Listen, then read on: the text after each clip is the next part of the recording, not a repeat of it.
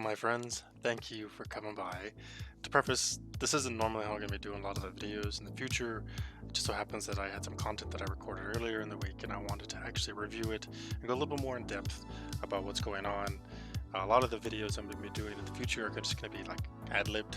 We're going to be working on the car live, relatively speaking, and just saying what's on our mind, saying our thought processes, giving some updates on our ideas and where we're moving forward with it. But for this part, we're just going to go a little bit more in depth, give a little background, a little history on like what's going on here. So to start us off, I'll get this other section going up. Here we go. That one, we were watching this video, and here we go. So this is it. This is the vehicle.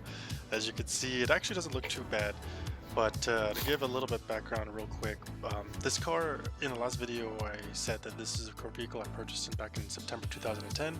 That is true. However, this is a vehicle that was not raced in 2010. At the time, I actually had another car that was my primary vehicle for drifting and racing, and I actually picked up this red car as a backup. This was originally a parts car. Because it was a parts car, just sat in the garage for a while. Eventually, I hit the wall pretty hard on one of my race car, and all of the parts that I could salvage into that one went to this one. So they're both Rx7s. They're both the second gen FC3S. But this car primarily started off as a parts car. Even before I owned it, it was here a car in the Las Vegas Rotary community. It was owned by a guy who ended up blowing the motor. So when I bought it, it actually didn't have a motor in it. It is a real 1990 Rx7 Turbo 2, so it has all the turbo drivetrain and everything there. So that's kind of convenient. But because it started off as a parts car, it always looked pretty good per se. But with that out of the way, now we can get going over this a little bit. It still looks pretty good. Unfortunately, this vehicle has been sitting outside for the last 6 years. So I bought it in 2010. It was a parts car primarily up until 2012. Yeah, and by 2012 I got it running on the road because I swapped all the parts over. And by 2013 I was racing on the track. I took it to various track events here in Las Vegas and Southwest United States. By 2014, that was the last time this car ran at a race event. It ran in Phoenix. I drove it out. I didn't drive it. I trailered it out there, and we drove in Phoenix Raceway for the Southwest Pro-Am Series for drifting, sponsored by like Vegas Drift. And in that race, I actually hurt the motor. Because I hurt the motor a little bit, I opted to just not continue racing for the rest of the season and just focus on my life. That was also about the time that I opted to go back to school. About the time I got a new job. A lot of different life scenarios happened. So, you know, this car wasn't on the priority list at the time. I still had it, and it was still drivable. It just wasn't top condition anymore. Because it wasn't top condition, I drove it to work maybe once a month. If another car, my daily driver, was something wrong with it, or just got lazy, or, you know, had some fun. But primarily this car sat since about 2014. And it sat from one driveway to another driveway to another driveway because I moved many times throughout this past 6 years as I'm finishing college here. But with that in mind, here's the current status of it. Because it's been sitting so long, it got really dirty. Don't let the outside confuse you. It is pretty messed up on the inside, as you're about to see in here in a second, because it's been a victim of the elements. It has an open sunroof and all the water, and oh man, look at that. It's pretty gross looking. It's pretty gross. With leaves and spare parts and rust on the roll cage. Interestingly enough, I actually am pretty proud to have that roll cage in the vehicle. Another local tuner here named Kyle, he put that roll cage together in the car. So when I wrecked the first race car I was mentioning, I got that roll cage installed on my first race car about a week before I wrecked it.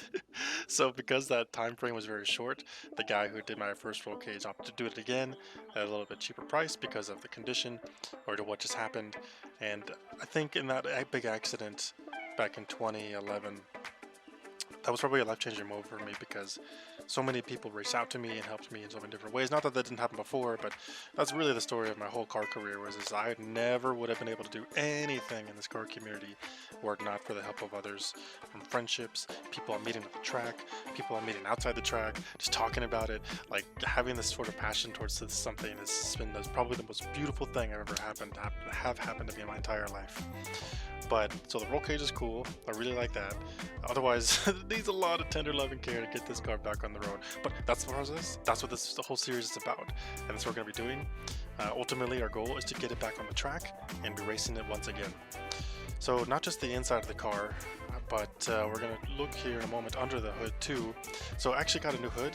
This is a new item because as I was driving it around every once in a while, one time I decided to drive it and forgot to put the hood pins back on, so the hood went whoop, it just hit the front windshield, and I didn't damage the windshield, but I ended up damaging the hood, which is kind of funny. But so I always had this like bent hood a little bit, but I recently picked up this new hood, and it was another local guy hit me up and he's like, "Hey man, I know you need a hood. I got one for you for a good deal." And I was like, "Yeah." So I went over and bought that, so that's super cool. But because the car's been sitting for so long, the condition under the hood isn't really much better than the condition of the interior. So you'll see here in a minute, because I was setting, I removed the radiator, I removed a couple items just to get the car sitting for so long. But it needs some work. It needs some work here. So again, that's what this video series is going to be about. We're going to be getting this car back on the road.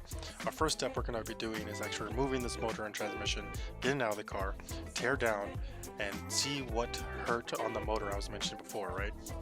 So even though I mentioned that the motor get hurt, little Phoenix, I still could drive it, but it just wasn't as top condition anymore. I never actually tore it apart and see what broke. So that'll be our first step. Tear it out, de-dress it, tear open the motor, see what's damaged, and then with that in mind we can move forward with rebuilding the parts and repairing the parts. And because they're going to tear it apart, we're going to upgrade, we're going to make it a little better, we're going to have a little more power, a lot more reliability, and it's going to be fun. It's going to be fun. But as my final note, I guess I can only say is thank you. The people who have made this car be held on for so long, is thank you. Like, so many people, I couldn't tell you, like all the time I just hear phrases of like, wow, I can't believe you have that car, I can't believe the car's still around. It's just been this unbelievable blessing, and it really motivated me to do everything in my life. I wanted to go back to school because I wanted to be able to have a career that can support a hobby like this, and then go into educated. I got my degrees in electrical engineering and minor mathematics. I became a racing instructor. I became a racing instructor because of my being on the track, being around different friends, and people got to know me a little bit, and they're like, "Oh yeah, that guy's pretty good," so you can relatively talk to people. So yeah, bring them on board, building good friendships, and not screwing people over. Just helping out where you can. People ask for help, I'll help. And I asked for help too. Very, very fortunately, those favors have been returned, and that's really all I can. I couldn't ever be more grateful than I am right now, just to see that this car has been around for this long, and we're gonna do it. We're gonna get back on the road. It's gonna be awesome. So I hope you enjoy the super content that's gonna be coming, and please reach out to me if you have any questions, if you would like to help out for anything. I'm here. We're gonna be doing this. It's gonna be great. Hey, follow those things. Wait, is it these things? Yeah, okay. There it goes. Yeah, like that. Follow those things. Those are cool. Nothing's ever expected, but highly appreciated. Thank you.